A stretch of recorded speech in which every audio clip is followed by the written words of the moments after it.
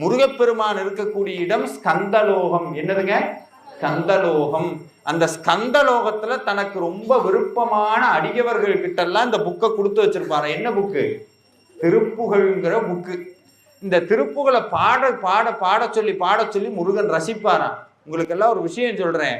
முருகப்பெருமானுக்கு ரொம்ப பிடிச்ச விஷயம் என்ன தெரியுங்களா?